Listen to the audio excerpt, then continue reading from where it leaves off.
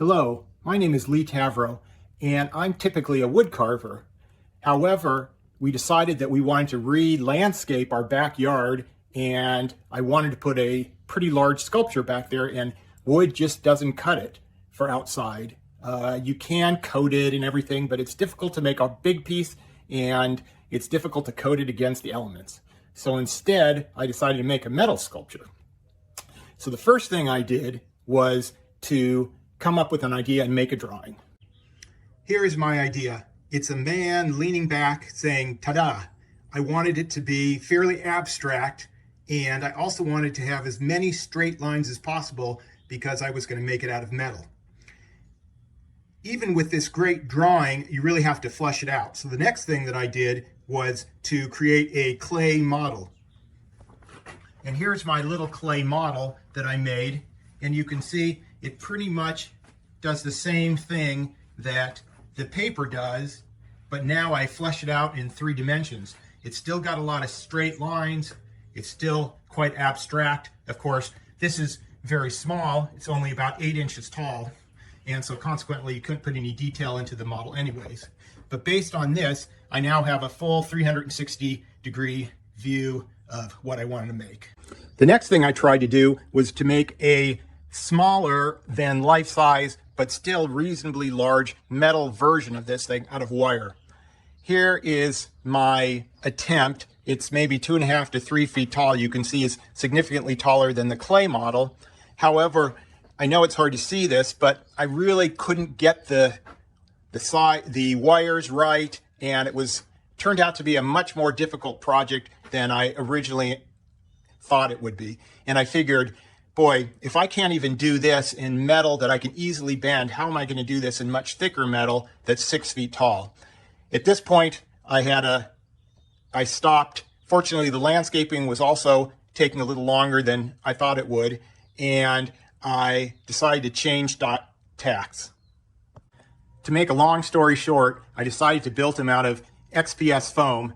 Here he is at his full size of 6 feet, and you can see the small maquette or model is back there. The model is looking a little worse for wear now because he's fallen on the ground a few times, and he was also at times covered with foam dust. While this material is not weatherproof and cannot stand up to long-term UV or sun exposure, there are various coatings, which I'm going to talk about in a little while, that you can put on him to make it so it is weatherproof. This foam comes in 4 by 8 foot sheets that are 2 inches thick that you can buy at Lowe's or Home Depot for about $60 each. So it's about $120 worth of foam since I used 2 sheets to make him. And he has a lot of, probably another $40 or about 4 cans worth of this foam sort of glue filler that I use to both hold the pieces together and also to fill in the cracks. At first, I thought I was going to build this with a metal armature or something in the center of him to hold it up, but the reality is he's quite strong as he is and really doesn't need anything extra. This is the spray foam that I use 4 bottles of to both glue the foam pieces together and also fill cracks.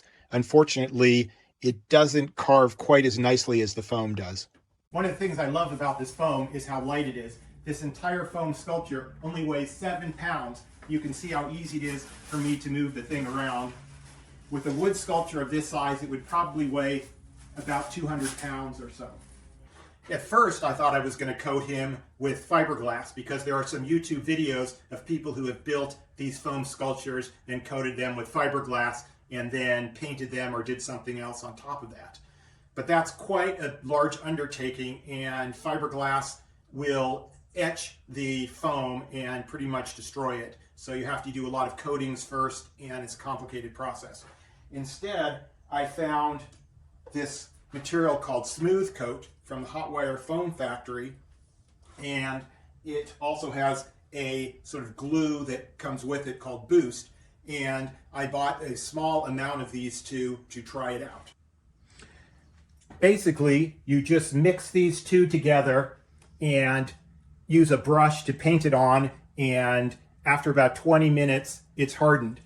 And to test it out, I took a small piece of foam, you can see here, and I put a couple of coats on it to see how it works. And it creates a very hard, almost concrete-like finish, which is very nice. It's very smooth. Even though they say you can't sand it, you can sand it to make it even smoother. And it does hold up to giving me some very nice lines. Also, I tried drilling a hole to make sure I could do that, because I'm going to have to drill a hole in the bottom of his feet here to make sure that he can stand outside without getting blown over in the wind. Remember, I'm not trying to coat my piece yet. I'm just trying to use this to fill in some cracks.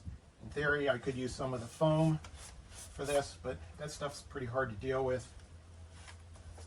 And this I've really turned into a paste.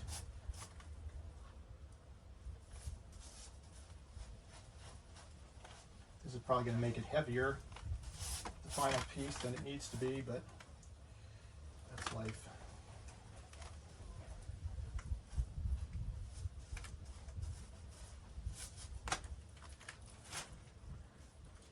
Probably should lay the piece down for this instead of working upside down. But at least I put some plastic down, so it's not causing too much of a problem. It is hard to get this stuff to fill in more than small cracks at a time, but you just have to use multiple coats.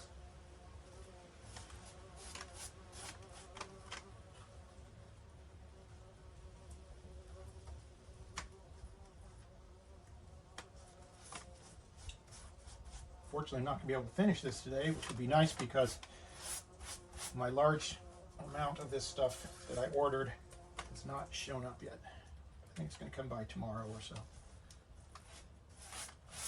Okay, I've laid him down. I think this is going to work better. So I'm not working on vertical surfaces. Still filling in some imperfect areas.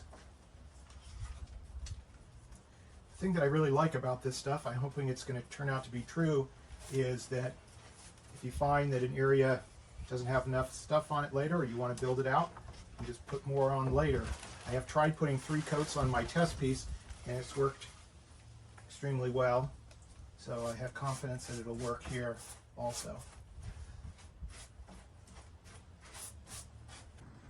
Happily, in the mail today, my 25-pound bag of the smooth coat showed up. I had already gotten my 2, boost fortifiers that went with it, but even more importantly, the mesh showed up. And I was starting to get worried that in a strong wind, my sculpture could be broken at the legs, which is probably the weakest part other than the arms. So I have taken this mesh and I've cut a 20-inch piece, and you can see that I've pinned it on in various places to the foot, all the way around the foot and the ankle. I even used hospital corners in the ankles on both sides to provide extra strength. So I think this is going to be great, and it's time to start putting on the first coat. Okay, I've mixed up more of the coat, what is it called? A smooth coat and the boost. Have created a pretty milky consistency, and now I'm going to try and go over all of this to make sure it gets into the mesh.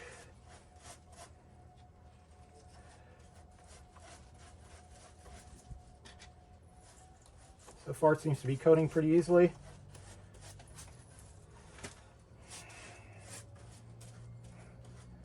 And the mesh seems to be getting hidden. So a little concerned about the blue color of the mesh to start with, but I don't think that's going to be a problem. Going around the pins. Uh-oh. Once again, this has turned out to be extremely easy. Remember, this is only the first coat of this smooth coat. And this should provide some substantial strength against the wind, blowing the piece hard and breaking the legs off. All right, I'm officially tired. I did sort of the top half in 2 batches. Unfortunately, when you go to the sides, it gets more difficult. So as it got thicker, I tended to do more up here. So I did get a fair amount done, but it is tiring. Well, I'm probably an hour or two in. I have coated most of 2 legs, probably a third of the entire piece, and I've used up possibly a third of my supply. So I hope I have enough of the materials to coat the rest. You can see I also put some of the mesh on the arms, and here is the statue nearly completely coated. After a number of hours of coating, I have finally put at least one coat on the entire sculpture. I'm not exactly sure how much I'm going to do. Here you see the piece after I had put a number of smooth coat layers on it, and I really wasn't happy with the appearance. It was not only rough, which I could have probably fixed by sanding it, but it also had a lot of uneven spots, and it really did not have the finish that I was hoping to get. I decided to use a patching compound, which you can see here. And in the end, this worked extremely well. However, it did take me numerous hours, at least 4 of these containers. And what you see here was after sanding it and coating it with a primer. Sadly, at this point, I realized that the ankles and feet had become too large, in part due to the multiple coatings on them, but it was too late to be able to do anything about them. The very last step in the sculpture was to drill holes up through the feet and into the ankles so that I could insert metal rods in them and also into the ground to provide the sculpture with stability, especially during the wind. The last step remaining was to decide what color or finish to put on the sculpture.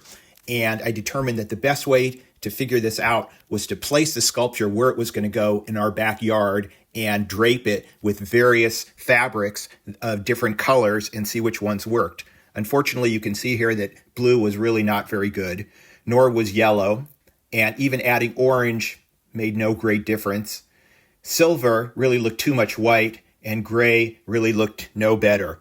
Finally, I tried placing a bronze head that I had on top of the gray, and I could see that there was some promise there. I found this great Rust-Oleum paint, which remarkably went on not only very easily, but coated it in one coat and gave a very high gloss, smooth, and weather-resistant finish. Originally, I was going to put a patina on it, but I found that I really didn't even need to do that. And here it is, the final sculpture called Tada, installed in our backyard. In the end, the whole thing weighs about 27 pounds, which is much more than the foam part before any of the finishes, which weighed only 7 pounds, yet it is still quite light considering its size. I am hoping that with this Rust-Oleum paint, it will hold up to the elements, and so far has done a great job at that. You can see the sun glinting off of it, which is a nice effect. And as I mentioned before, I was considering adding a fake patina to it, but I don't think it's really required. Thank you very much for watching this whole video.